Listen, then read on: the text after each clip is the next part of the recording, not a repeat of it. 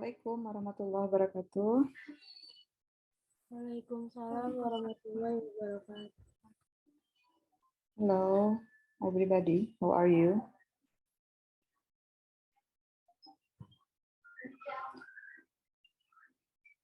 Bagaimana cuaca hati teman-teman hari ini?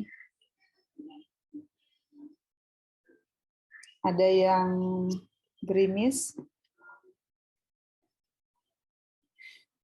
Kok senyum-senyum ditanya gerimis apa enggak itu, Laras? Laras, cerah apa berawan, Laras? Biasa aja sih, Bu. Oh, biasa aja, B aja ya. Ada yang tadi malam ada badai di hatinya. Badai petir, wah Bisma senyum-senyum nih. Bisma gimana cuaca hatimu, Bisma?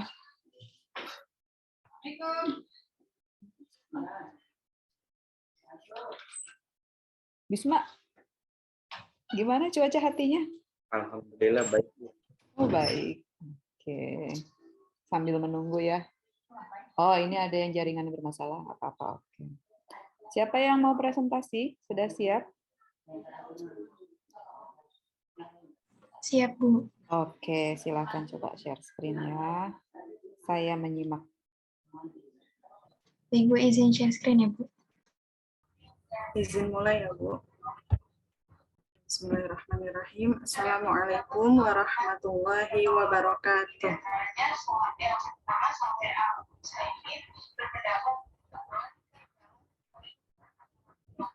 Good morning, everyone. We are from Group 2. In this opportunity, we want to present about health communication, the elements of communication. Before it, let me introduce the member of group. There are Aisyah Hasna Asri, Fridina Putri, and me, Septiani Ardila. What are the elements of communication? One of the things that is quite basic for the survival of humans and organization, that is also the process of creating various ideas, facts, views, feelings, and others among people to reach a common understanding. Jadi, unsur komunikasi adalah salah satu hal yang cukup mendasar bagi kelangsungan hidup manusia serta organisasi yang ada. Itu merupakan proses penciptaan dan berbagai sebuah ide, fakta, pandangan, perasaan, dan lainnya di antara orang-orang guna mencapai suatu pemahaman bersama. Oleh karena itu, komunikasi adalah kunci dari fungsi pengarahan manajemen.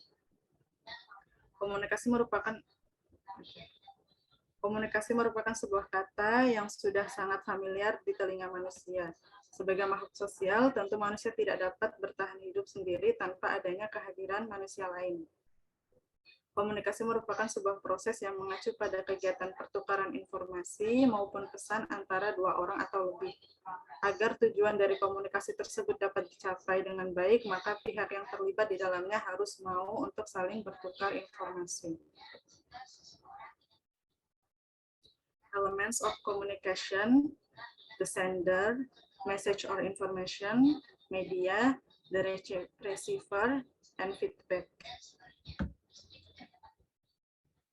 Elements of communication, the sender, the beginning of communication, the matter of concern, communication skills, sender's skill to communicate from message to message receiver. Attitude, how the attitude of the sender to the person who will receive the message. Knowledge, the sender of the message must understand what is being given to so that the target is not mistaken for the recipient of the message. External circumstance, the sender of the message must understand the state of someone's body, such as the five senses, hearing, seeing, touching, tasting, and smelling, so that the message can communicate properly to the receiver message. Unsur-unsur komunikasi yang pertama ada the sender atau pengirim. Apabila di dalam proses komunikasi tidak ada kehadiran pengirim atau the sender, maka proses komunikasi tersebut tidak akan pernah bisa terjadi. Pengirim pesan atau the sender adalah api dalam sebuah proses komunikasi. Hal-hal yang perlu diperhatikan dari seorang pengirim pesan atau komunikan supaya tujuan dari komunikasinya bisa tercapai dengan baik adalah yang pertama, kecakapan komunikasi. Kecakapan komunikasi atau keahlian komunikasi ini berhubungan dengan keahlian kita dalam membaca, mendengar, dan menangkap apa yang kita baca dan dengarkan. Selanjutnya, sikap atau attitude. Sikap yang dimaksud di sini adalah sikap pengirim pesan kepada seorang yang menerima pesan dan juga yang pesan yang akan disampaikan. Yang ketiga, knowledge atau pengetahuan. Pengetahuan yang dimiliki penerima pesan terhadap pesan yang disampaikan juga cukup berpengaruh pada tingkat pemahaman si penerima. Misalnya saja, pesan yang berisi tentang informasi kehamilan tentu tidak tepat jika disampaikan kepada anak SD. Yang terakhir ada keadaan lahiriah. Manusia normal tentu akan mempunyai panca indera seperti pendengaran, penglihatan, peraba, perasa, dan penciuman. Akan tetapi, ada beberapa orang yang mengalami disabilitas ataupun kecacatan, seperti tidak bisa mendengar, tidak bisa melihat, dan lainnya. Hal tersebut perlu diperhatikan oleh si pengirim pesan, supaya pesan yang akan disampaikan bisa diterima dengan baik oleh si penerima pesan. The next topic will be presented by Hasna. To Hasna, time is yours. Thank you, Kak Septi. The second of element communication is the receiver. In communication, it can be done if there are two or more people. Therefore, if there is a sender of information, there will be someone who receive the information. Jadi, yang kedua itu ada si penerima pesan. Dalam berkomunikasi itu kan nggak mungkin hanya satu orang. Jadi, dalam berkomunikasi ada dua ataupun lebih orangnya begitu. Nah, jadi dari si pengirim pesan ini pasti ada penerima pesannya. The third is information or message. Information, ideas, or news that the sender wants to give to the receiver. Message can be formed by words, picture, writing, and more. A message that contains material element intended to influence and change the mindset of the receiver the message. Yang ketiga ini ada pesan ataupun informasi yang disampaikan oleh komunikator atau pemberi pesan. Pesan ini bisa berupa informasi, ide-ide, ataupun berita yang disampaikan oleh pemberi pesan atau komunikator. Pesan itu bisa berupa kata-kata, gambar, tulisan, ataupun lainnya.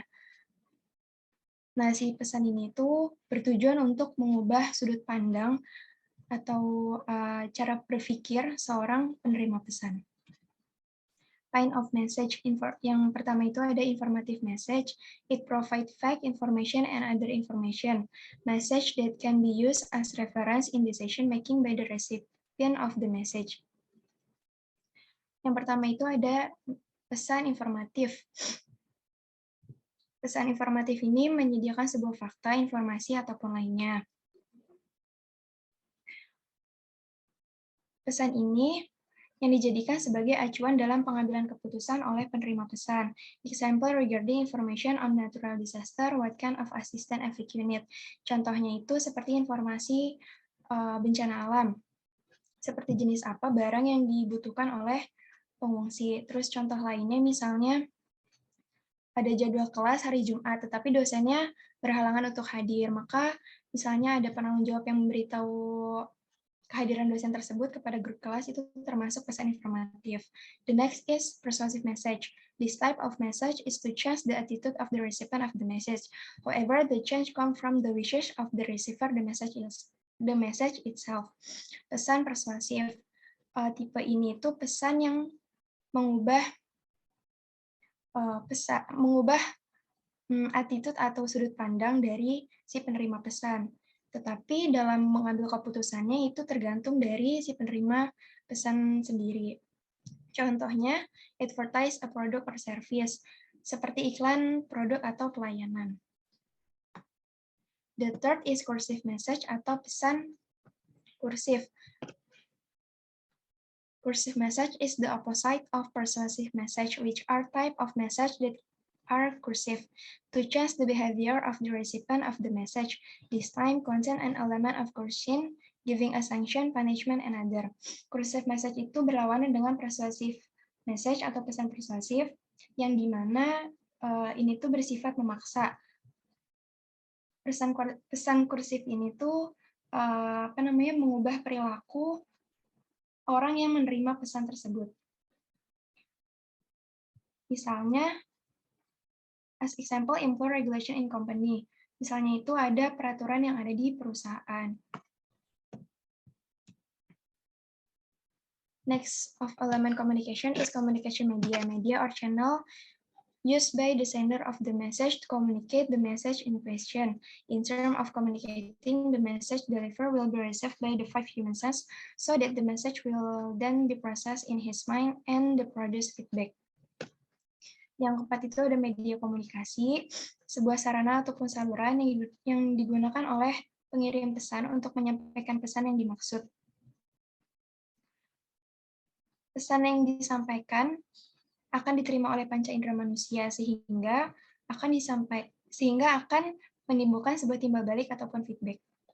If the message delivered is in the form of an image or sound, of course it will be more interesting than the type of message delivered by through writing alone. Jika pesan itu disampaikan menggunakan gambar atau suara, tentu saja itu akan lebih menarik si penerima pesan daripada hanya tertulis saja. Next, communicating media category will be delivered by Dina. Dina, time is yours. Communication media category. Personal media. Personal media is the communication medium used by two people who are communicating personally or privately. For example, through telephone media, chat media such as Telegram, WhatsApp, Line, and others.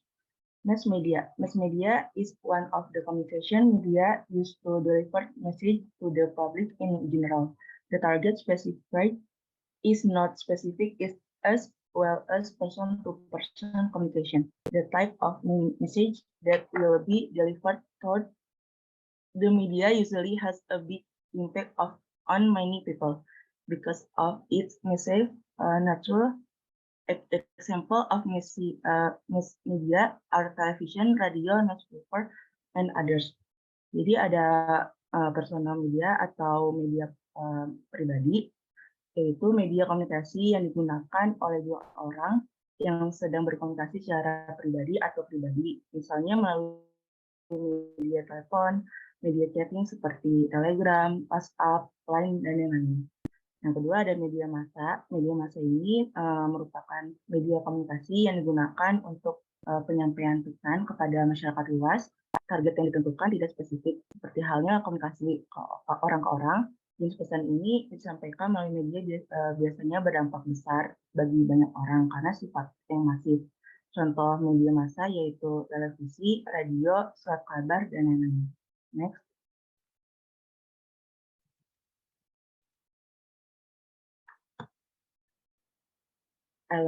Element of communication. Feedback, the response given by the receiver of the message to respond message that have been received by him from the sender of the message. The feedback given by the recipient of the message will measure whether the ongoing communication is going well, whether the purpose of the communication can be achieved or not, and whether the recipient of the message understand the message content. Feedback given by the recipient of the message can be anything, starting from body gestures, such as a nod of the head or a shake, a smile before, such as recording an information obtained, or a response in the form of the certain murmur. Jadi ada elemen komunikasi. Feedback yaitu respon yang diberikan oleh penerima pesan untuk merespon pesan yang telah diterimanya dari pengirim pesan. Nah, umpan balik yang diberikan oleh penerima pesan ini akan mengukur apakah komunikasi sedang berlangsung, berjalan dengan baik, apakah tujuan komunikasi dapat tercapai atau tidak, dan apakah penerima pesan memahami pesan yang disampaikan. Umpan balik yang diberikan oleh penerima pesan bisa berupa apa saja, mulai dari gerak tubuh seperti anggukan kepala, senyuman, perilaku, seperti merekam informasi yang didapat, atau respon berupa gunung tertentu. Next. Feedback. Negative feedback. The respondent tend to disagree and reject the message delivered by the sender of the message. For example, the recipient of the message is indifferent, shake his head, or something like that. Positive feedback. The respondent indicate that the receiver of the message agrees with the sender of the message regarding the message delivered. For example, the receiver message nod his head, smile, or other responsive gesture. Feedback ini ada dua, yaitu umpan balik negatif, yaitu respon yang cenderung tidak setuju dan menolak pesan yang disampaikan oleh pengirim pesan. Nah, misalnya penerima pesan itu acuh tak acuh, menggelengkan kepala, atau segala macamnya. Nah, ada yang kedua yaitu kritik yang baik atau umpan balik yang baik, itu respon yang menunjukkan bahwa penerima pesan setuju dengan pengirim pesan mengenai pesan yang disampaikan. Misalnya penerima pesan menganggukkan kepala, tersenyum, atau gerakan responsif yang lainnya. Next. Communication process. Primary communication, the process of delivering message or thoughts, information, feelings, ideas, opinions, and others by using symbols as a sign, language, image, colors, cues, and others. Jadi ada proses komunikasi. Nah, ada komunikasi utama, yaitu proses penyampaian pesan atau pikiran, informasi, perasaan, ide, pendapat, dan lain-lain yang menggunakan simbol sebagai tanda, bahasa, gambar, warna, isyarat, dan lain-lain. Secondary communication, the process of delivering message to the recipient by using a tool or means as a second medium after using various symbols. The second media include telephone, letters, television, films, newspaper, and others. Nah, ada komunikasi sekunder, yaitu proses penyampaian pesan kepada penerima dengan menggunakan alat atau sarana sebagai media setelah menggunakan berbagai simbol. Media ini antara lain telepon, surat, televisi, film, surat kabar, dan lain-lain. Next.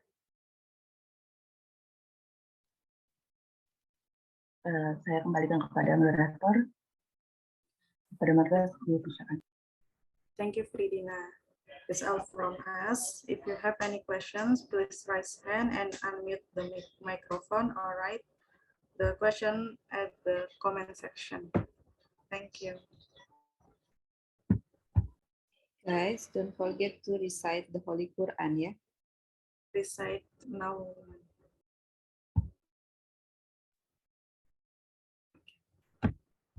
Okay, before question section, let us reciting the Al-Quran. Surahnya bebas.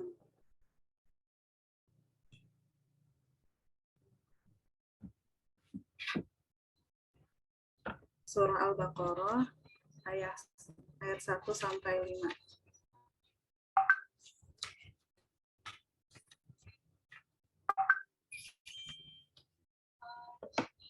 A'udzu billahi minasyaitonir rajim. Bismillahirrahmanirrahim. Alif Lam.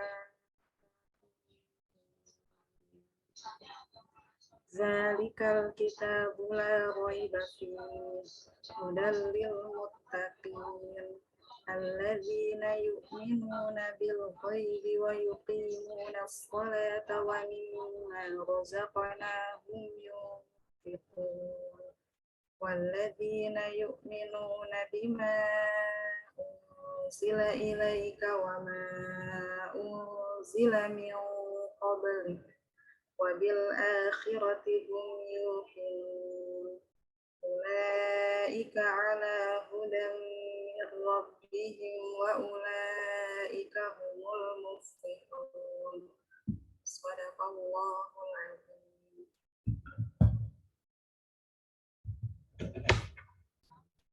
Okay.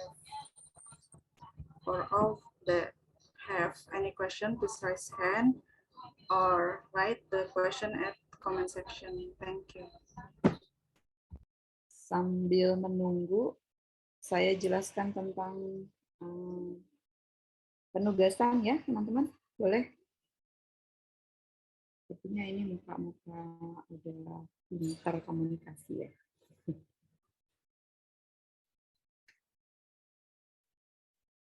Di Edling, saya sudah memperlihatkan, sudah memasukkan ada penugasan untuk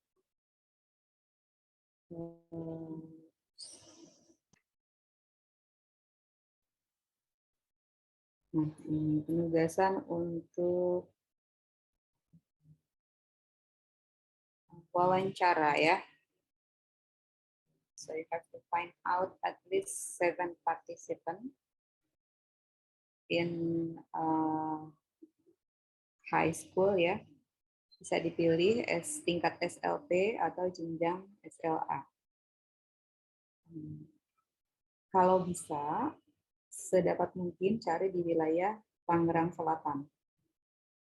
Jadi kita ingin fokus di wilayah Tangerang Selatan sekolahnya supaya kita bisa melihat gambaran di wilayah Tangsel seperti apa pengetahuannya mereka ya, pengetahuannya remaja. Ini sudah ada yang chat ya, sudah ada pertanyaan masuk. Kan nanti disiapkan jawabannya ya. Nah, pertanyaannya seperti ini. Teman-teman boleh lihat langsung di penugasan, linknya bisa langsung dilihat pakai versi orang ya, dari versi partisipan ya. Pertanyaannya, yang pertama karakteristik individu. Silakan teman-teman menulis nama kalian ya, nama mahasiswa di sini. Kemudian nomor induk mahasiswa. Kemudian langsung ke nama partisipan, usianya. Usia ini adalah ulang tahun terakhir. Ya, jadi dia sudah melewati usia berapa tahun ya. Bukan ulang tahun berikutnya ya, ulang tahun terakhir. Kemudian alamat rumah lengkap, karena semuanya di Tangerang Selatan. Jangan lupa tuliskan berarti kecamatannya ya. Kemudian nama lengkap sekolah. Nama lengkap sekolahnya ya. Apakah negeri atau swasta misalnya, kemudian nomor sekolah mungkin, gitu ya. Nama lengkapnya saja, tidak perlu alamatnya. Kemudian masuk ke pertanyaan pengetahuan HIV dan AIDS. Ada 24 butir kalau teman-teman bacakan semua. 25 termasuk yang pertanyaan yang pertama. Tapi ini tidak ada skornya ya. Jadi bertanya, apakah adik misalnya ya, atau Anda pernah mendengar tentang HIV atau AIDS? Ya, jawabannya ya tidak.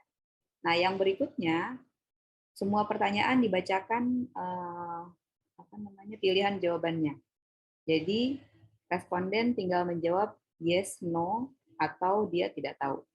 Dia boleh menjawab tidak tahu ya. Jadi menurut adik, HIV itu termasuk penyakit apa ya? Ya atau tidak ya? Kalau tidak tahu, boleh dijawab tidak tahu. Nah, jadi menurut adik, apakah itu penyakit keturunan? Apakah penyakit kutukan? Apakah penyakit menular? Dan seterusnya. Gitu ya, dibacakan satu persatu. Pertanyaan berikutnya, menurut adik bagaimana cara penularan HIV dan AIDS? Jadi hanya tanya menurut setahunya dia, sepengetahuannya. Kalau tidak tahu, boleh dijawab tidak tahu. Bacakan satu persatu. Apakah melalui batuk? Kalau berenang dia bisa tertular atau tidak? Menggunakan jarum suntik bagaimana? Makan minum sepiring bersama orang HIV dan seterusnya. Ya, sampai selesai. Kemudian tanya lagi, bagaimana cara pencegahan? Bacakan lagi satu persatu. Bagaimana kalau memiliki pasangan hanya satu gitu ya dan seterusnya. Apakah menggunakan kondom itu bisa mencegah dan seterusnya. Nah, sampai selesai. Nah, pertanyaan terakhir, bagaimana cara mengetahui seseorang menderita? Apakah dia ada HIV di badannya gitu ya? Menderita HIV dan AIDS itu bagaimana? Bacakan lagi, apakah dengan mengenali fisik, kelihatan nggak sih dari fisik, mengenali perilaku orang itu, perilaku tertentu bisa kelihatan nggak sih, atau harus dengan tes darah? Kalau setelah itu tanya, kalau ada yang lainnya, menurut yang dia tahu, silakan ditambahkan ya, silakan dituliskan. Itu saja pertanyaannya. Jadi total nanti pengetahuannya akan ada 24 butir pertanyaan. Nah, yang lainnya itu karakteristik. Gitu ya. Kira-kira menurut teman-teman kalau pertanyaan itu dilakukan ya, dikumpulkan dengan cara wawancara, memerlukan waktu berapa menit? Kira-kira setengah jam cukup nggak? Cukup? Satu orang? Atau lebih? Delia? Kelamaan ya? Kayaknya Kayaknya? Cukup. 10 menit atau 10 menit. 10 menit cukup? 5 menit cukup nggak? Nah, nanti kita lihat ya, teman-teman. Saya kira itu bisa diselesaikan cepat ya, karena cuma beberapa butir kita tanyakan kepada adik-adik kita nanti. Izin bertanya, berarti nanti kita menanyakan responden sesuai dengan kuesioner ya, Bu? Iya, ya betul. Lalu dikumpulkannya dalam bentuk apa, Bu, atau nanti manuskrip tersebut? Langsung diinput ke dalam kuesionernya, ke dalam Google Form-nya. Jadi kuesioner elektroniknya langsung diinput di situ.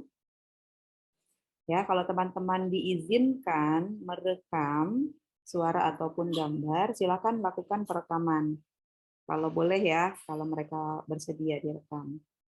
Gitu. Jadi teman-teman bisa punya record sendiri. Nah, kalau teman-teman sudah melakukan wawancara, sejumlah yang diperlukan, silakan melapor. Kemudian di add link-nya dituliskan done, gitu ya, sudah selesai. I have done, gitu ya. Semua boleh dituliskan nama sekolahnya. Saya bisa konfirmasi, bisa ngecek di data yang kita kumpulkan. Kalau teman-teman merasa ingin melihat data yang sudah dikumpulkan yang ada di saya akan berikan. Saya akan buka datanya itu. Ya, jadi silakan request, nanti saya akan memberikan. Kalau diperlukan rekap data keseluruhan juga saya akan berikan. Saya kira kami akan berikan ya. Kalau teman-teman mau coba analisis sendiri juga nggak masalah. Pada akhirnya nanti ya, tapi sekarang fokus ke pengumpulan data dulu saja. Begitu ya untuk penugasan ya. Jadi teman-teman bisa. Ibu, izin mau nanya. Silakan Putri. Kalau misalnya wawancaranya dalam satu sekolah yang sama, misalnya sama teman, berapa Putri? Sekolah yang sama dengan teman. Iya. Baik, untuk memilih lokasi silakan disepakati dengan Ibu Misna. Kalau saya sih sarannya sebaiknya cari sekolah yang lain yang berbeda. Tetapi kalau ternyata sulit ya, sulit sekali mencari sekolah yang lain, biasanya itu di dalam satu kompleks sekolahan kadang-kadang ada beberapa sekolah ya. Kemarin saya ke Cilongsi, Muhammadiyah Cilongsi, SMK-nya itu ada 3 di satu lokasi, SMK 1, 2, 3. Nah, itu kan bisa ya. Atau mungkin ada SMP dan SMA di satu lokasi. Jadi kalau bisa pilih jenjang yang berbeda. Kalau memang tidak bisa nih cuma satu sekolah itu saja, satu jenis, satu nama, coba diskusikan apakah boleh misalnya klasternya kita bagi laki-laki dan perempuan. Jadi bisa 2 orang di satu sekolah yang sama. Jadi yang satu mewawancara anak laki-laki seluruhnya, yang satu lagi mewawancara anak perempuan seluruhnya. Ya. Kalau misalnya ternyata bertiga, boleh misalkan kelas 1, kelas 2, kelas 3 anggap klaster berbeda. Tapi diskusikan dengan Bu Misna ya. Kalau saya pribadi sih tidak masalah, boleh-boleh saja. Tapi nanti keputusannya untuk sekolah saya sudah bikin kesepakatan begitu. Saya akan concern di proses teman-teman mewawancaranya ya, boleh latihan, boleh diskusi ya kepada saya untuk sampling dan seterusnya, ya pemilihan klaster itu ya Sentinel itu silakan dengan Ibu Bisma. Begitu ya Putri. Oke, baik Bu. Baik. Kita lanjutkan dengan menjawab, ya, membahas pertanyaan yang sudah masuk. Silakan, Septi. Baik, terima kasih Bu.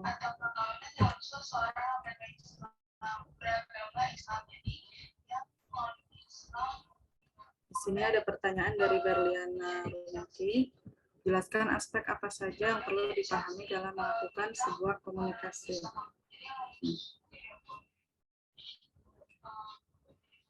Untuk pertanyaan Berliana akan dijawab oleh Hasna. Pada Hasna dipersilakan. Ya, baik, terima kasih Kak. Jadi pertanyaan Berliana, jelaskan aspek apa saja yang perlu dipahami dalam melakukan sebuah komunikasi yang efektif. Komunikasi bisa dikatakan efektif jika dilakukannya pemahaman kepada audiens. Jadi kita harus mengenal dan memahami dengan siapa kita berbicara atau memberikan informasi tersebut. Lalu yang kedua, kita harus paham tujuan dari kita berkomunikasi itu apa. Dan kita juga harus menentukan bagaimana cara kita menyampaikan informasi tersebut. Yang ketiga juga perhatikan konteks. Konteks itu keadaan di mana lingkungan kita memberikan informasi kepada si penerima pesan. Lalu yang keempat itu ada budaya dan juga kebiasaan dari orang yang kita beri pesan tersebut gitu. Jadi kita memahami budaya dia apa, jadi kita dalam menyampaikan pesan tersebut nggak ada miskomunikasi. Begitu. Lalu bahasa juga yang kita sampaikan jangan sampai salah. Kira-kira begitu Berliana. Makasih Hasna. Oke. Selanjutnya pertanyaan dari Lutfiah Nabila, kelompok 5. Menurut kalian bagaimana cara mengatasi hambatan komunikasi dalam kesehatan? Untuk pertanyaan Lutfiah Nabila akan dijawab oleh Fridina. Kepada Fridina dipersilakan. Oke, Nabila. Bagaimana cara mengatasi hambatan komunikasi dalam kesehatan? Nah, menurut kami, tenaga kerja yang memberikan informasi atau pesan harus berpengalaman dan juga keterampilan dan pengetahuan yang cukup. Memahami juga karakteristik sosial dan budaya agama, kondisi ekonomi seorang komunikan, dan pesan kesehatan yang ada di media massa harus klarifikasi sesuai dengan fakta yang ada. Nabila gimana? Makasih, Dina. Ya, sama-sama. Selanjutnya pertanyaan dari Delia Zakia, kelompok 3. Metode apa yang digunakan agar penerima mudah memahami pesan atau masukan yang disampaikan? Nah, seperti yang sudah disampaikan tadi di presentasi bahwa metode komunikasi bergantung pada audiens atau penerima informasi. Nah, kita bisa kenali audiens dengan cara mendengarkan lawan bicara kita atau audiens kita, mengajukan pertanyaan, memberikan informasi dengan jelas, mengombinasikan komunikasi verbal dan non-verbal. Nah, ketika kita sudah mengenali audiens kita, maka kita bisa gunakan metode yang sesuai. Bagaimana Delia? Berarti sesuai dengan orangnya bisa menggunakan video yang berbeda-beda. Iya, kayak tadi misal anak SD berarti kita gunakan kosakata yang ringan seperti itu. Misal kita dengan anak misal usia lebih kecil kayak gitu, atau misal kita ke anak-anak, ke orang-orang yang lebih berpengalaman kayak gitu, kita bisa gunakan istilah-istilah yang sesuai dengan pengetahuannya masing-masing. Ya, terima kasih Kak Septi. Sama-sama.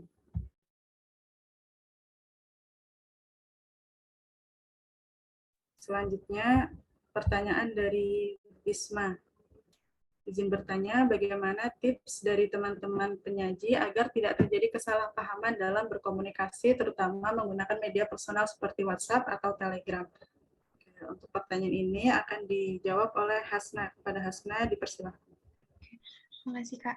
Saya akan mencoba jawab pertanyaan dari Bisma. Mungkin tips dari kami, Apalagi itu kan WhatsApp dan Telegram itu biasanya yang digunakan itu media room chat ya. Jadi cuman sebuah tulisan. Nah, kalau bisa ketika kita mengirim pesan tanda baca koma titiknya harus jelas begitu. Nah, kalau bisa fitur sekarang kan udah ada kayak voice note begitu. Jadi intonasi apa yang kita sampaikan juga lebih jelas. Atau kalau bisa biar nggak ada miscommunication, bisa langsung telepon gitu. Jadi nggak ada kesalahan dalam berkomunikasi.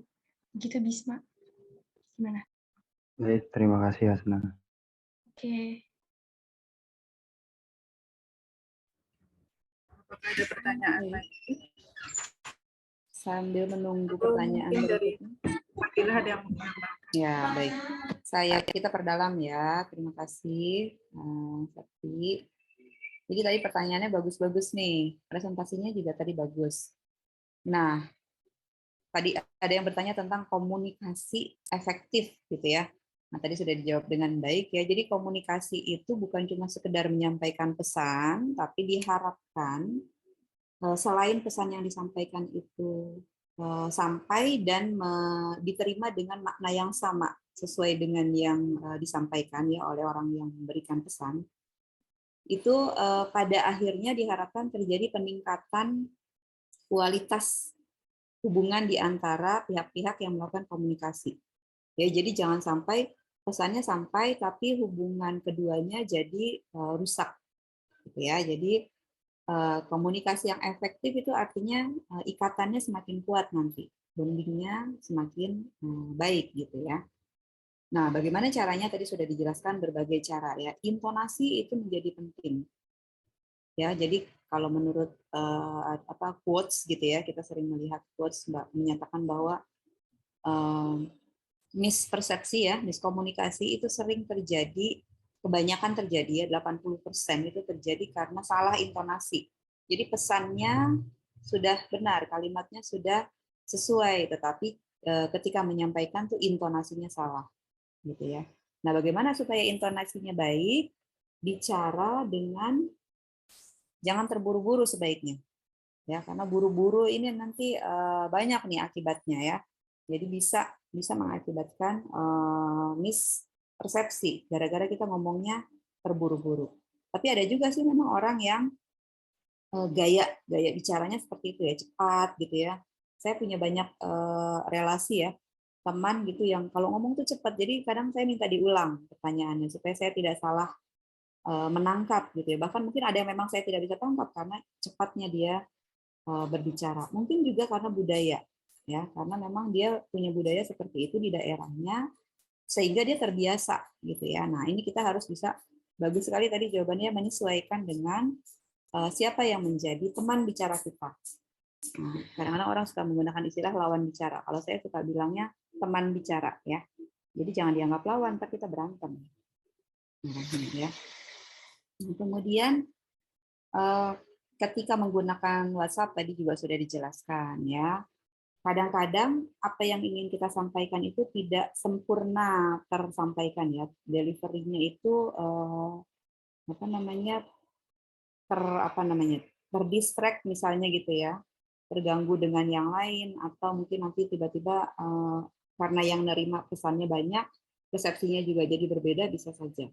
Gitu ya. Jadi pastikan bahwa apa yang kita sampaikan itu mungkin kalau di dalam grup ya, maksudnya ya, kalau dalam grup WhatsApp gitu, kadang-kadang informasi yang disampaikan itu bercampur gitu ya. Tapi kalau WhatsApp-nya pribadi, ya kita bisa gunakan secara bijak. Ya, jangan gampang menyampaikan informasi, meneruskan informasi, hati-hati ya, karena banyak sekali informasi yang menyesatkan, yang hoax gitu ya, yang keliru, bahkan mungkin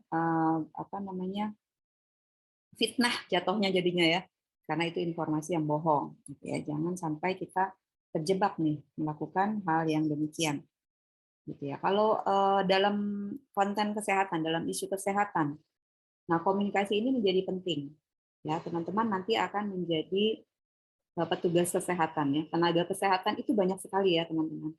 Ada 30 sekian jenis yang diakui oleh undang-undang di Indonesia. Bayang nggak? berapa jumlahnya di antara masing-masing profesional kesehatan itu kan variasinya juga. Jumlahnya di dalam lingkungan tertentu juga berbeda ya.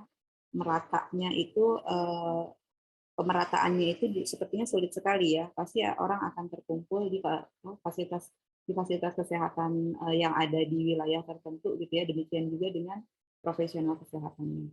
Sehingga mengakibatkan nanti ada masyarakat yang profesional kesehatannya itu tidak ada mungkin ya, sangat terbatas. Nah, masalahnya lagi seringkali yang melakukan contohnya stigma gitu ya, diskriminasi itu justru petugas kesehatan. Ya, jadi jangan sampai kita sebagai tenaga kesehatan itu melakukan stigma dan diskriminasi ya. Empati dalam hal ini menjadi sangat penting. Tadi itu ya, memahami situasi teman bicara kita gitu ya, apalagi nanti sebagai petugas kesehatan. Ya, kemudian kita memposisikan diri sebagai orang yang kalau mau enak itu sebagai orang yang menolong. Orang kalau menolong itu tangannya di mana? Di atas atau di bawah?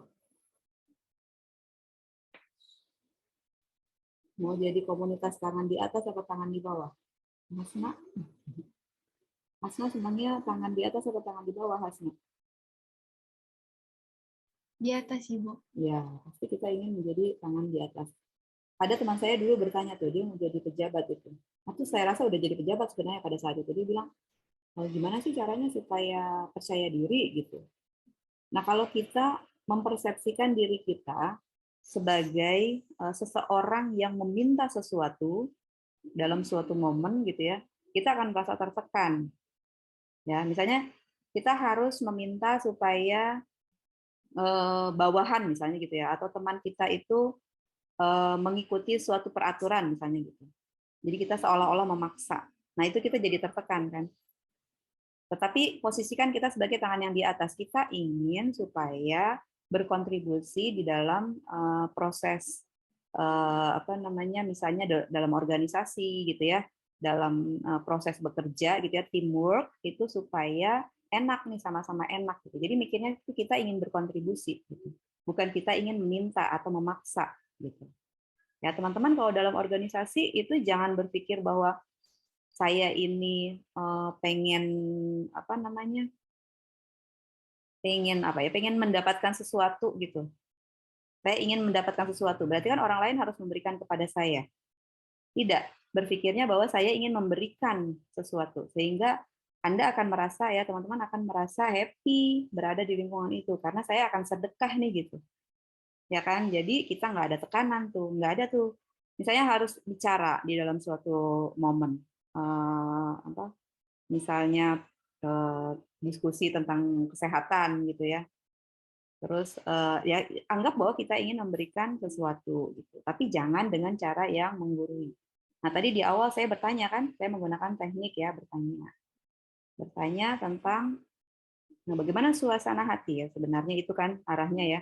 Tapi saya menggunakan istilah cuaca. Nah, cuaca hatinya gitu. Nah, pertanyaan itu mengakibatkan apa? Orang kalau ditanya terus dia ngapain? Deli. Siapa Delia? Menjawab. Menjawab ya. Jadi kalau orang ditanya itu harus menjawab. Apakah dia langsung menjawab? Tadi kelihatannya gimana ketika saya bertanya? Langsung nggak jawabannya? Iya, Bu, berpikir dulu. Nah, waras. Jadi ternyata tidak langsung dijawab, tetapi sebelumnya dipikirkan dulu apa yang mau disampaikan. Kenapa sih harus berpikir dulu, Laras? Agar salah menjawab, Bu. Supaya tidak salah menjawab. Emang pertanyaannya susah ya? Enggak sih. Sebenarnya sih enggak, pertanyaannya mah gampang ya. Tapi kenapa menjawabnya itu tidak langsung ya, tidak serta-merta, memerlukan proses berpikir dulu.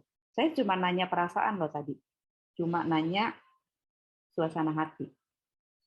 Ya, cuaca hati. Ternyata itu pun perlu dipikirkan ya. Mungkin teman-teman apa Delia? Mau menyampaikan sesuatu? Mungkin agar penyampaiannya tuh tidak salah. Ya, jadi mungkin maksudnya Delia memilih kata-kata gitu ya. Apa sih yang tepat yang menggambarkan cuaca hati saya gitu ya Delia?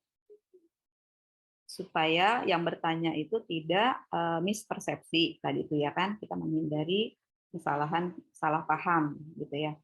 Jangan sampai nanti saya menyampaikannya berlebihan misalnya gitu. Atau kalau tadi dijawabnya B aja, biasa aja. Kira-kira orang ketika ditanya kemudian menjawab B aja, perasaan yang nanya gimana guys? Atau kalian sendirilah kalau kalian nanya teman gitu ya, terus teman kamu jawabnya B aja gitu. Nah, ini respons ya. Gimana perasaannya? Kesel, Bu. Nggak tahu, Bu. Gimana berarti ya? Kesel, Bu. Oh, kesel. Oh iya, oke. Kesel ya. Karena mungkin ekspektasinya itu ada emosi tertentu yang ingin disampaikan, tapi ternyata jawabannya nggak ada tuh, flat aja gitu ya, datar aja gitu ya, Darliana.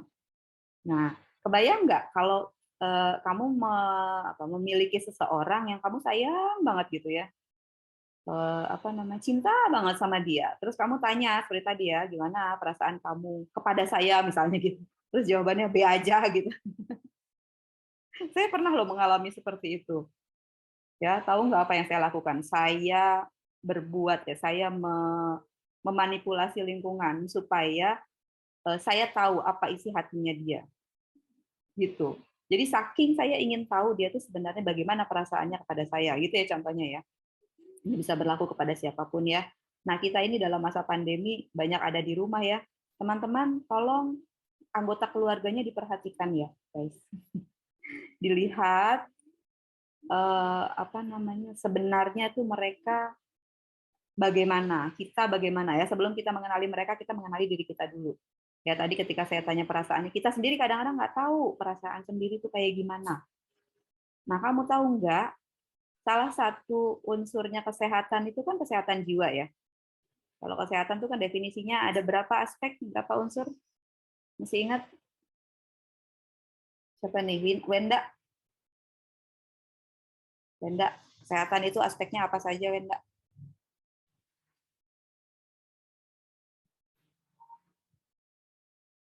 Atau Inats? Sehat secara apa aja? Atau siapa yang mau jawab? Bantu. Susah nih pertanyaan. Rohani. Apa? Ulang, nggak jelas nih saya. Delia. Jasmani dan rohani. Apa? Sorry? Fisik, mental, atau fisik, mental, terus apa? Fisik, oke. Kok di saya suaranya putus-putus ya? Saya nangkapnya fisik, kemudian mental, betul ya? Kemudian apa lagi? Sosial.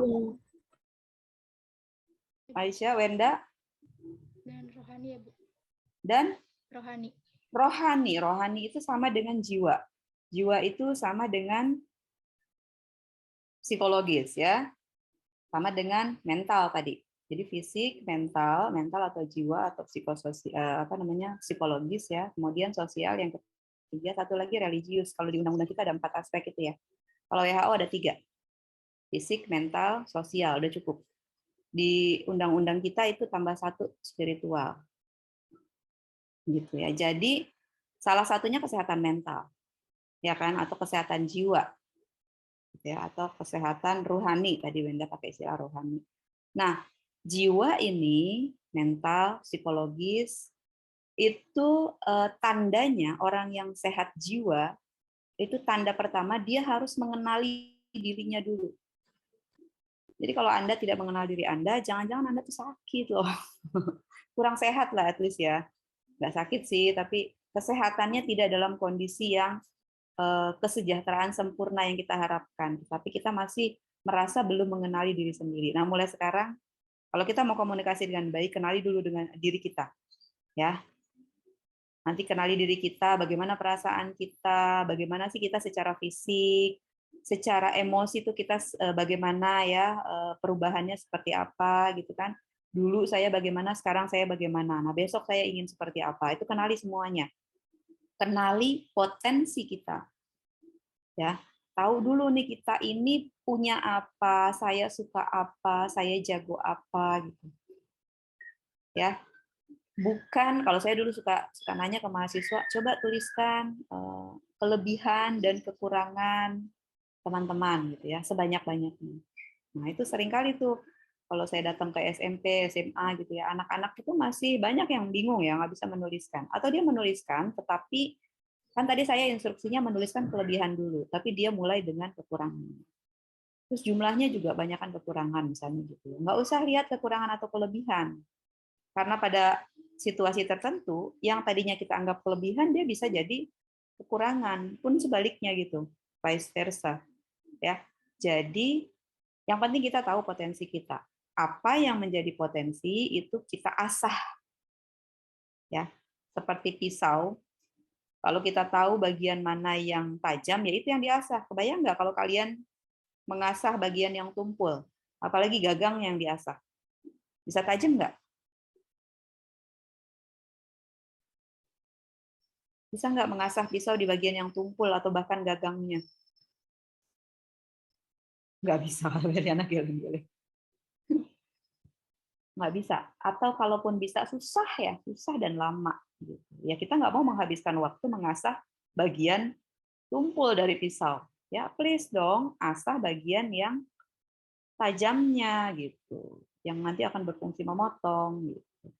Lalu apa yang kita lakukan dengan bagian yang tidak bagus? Kan ada yang menurut kita kurang bagus nih, ya disiasati, nggak usah dipaksa-paksa, dilatih-latih terus gitu ya, ikut les, ikut kursus gitu ya, itu wasting time, wasting energi ya, membuang segala masa muda kalian mestinya happy-happy, ini lagi berkutat dengan les dan kursus yang tidak disukai. Ya, tidak perlu seperti itu. Contohnya ya, untuk bisa sehat, salah satunya ya secara mental ya, secara jiwa. Kemudian ini harapannya supaya kita nanti bisa berkomunikasi dengan baik.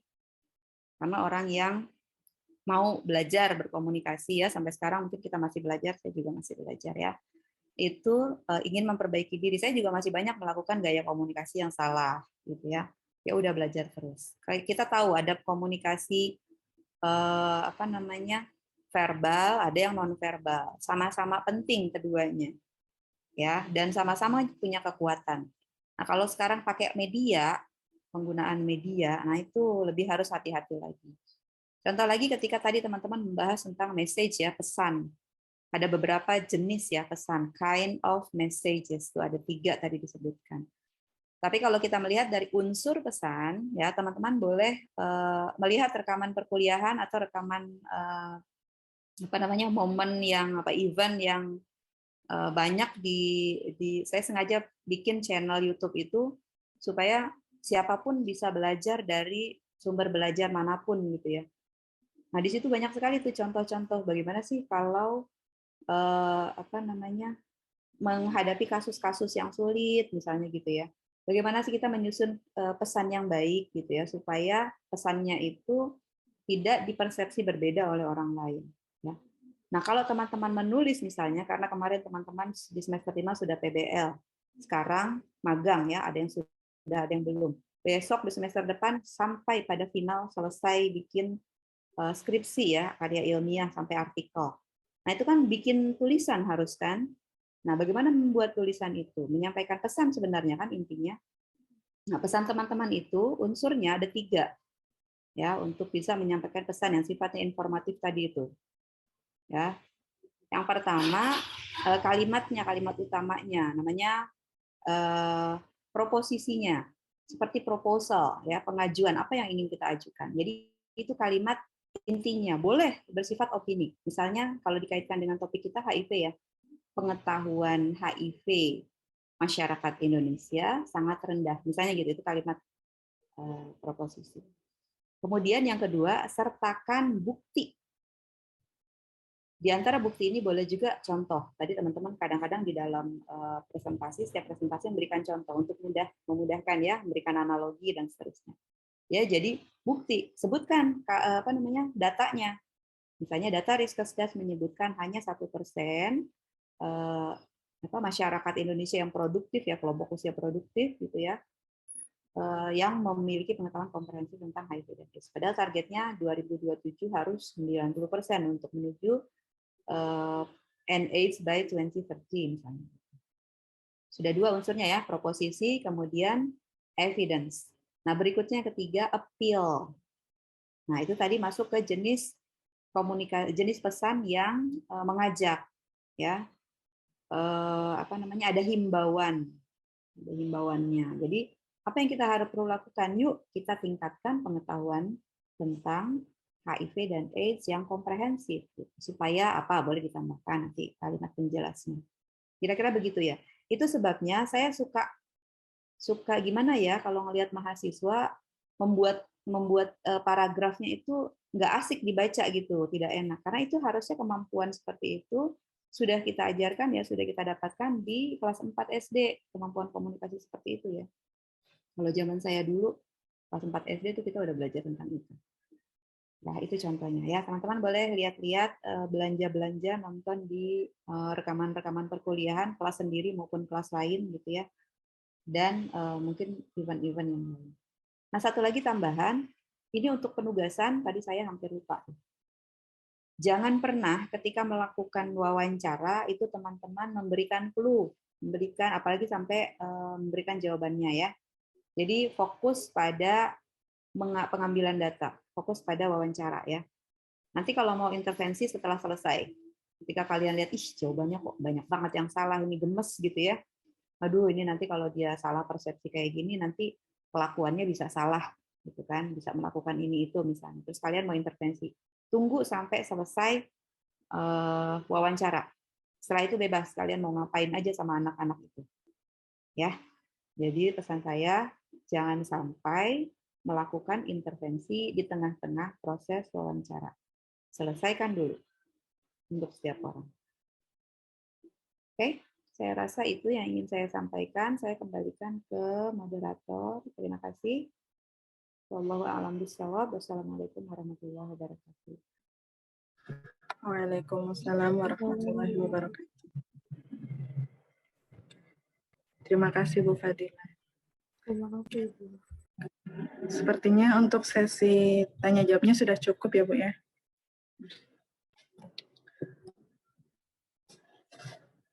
Teman-teman, ada yang mau tanya lagi?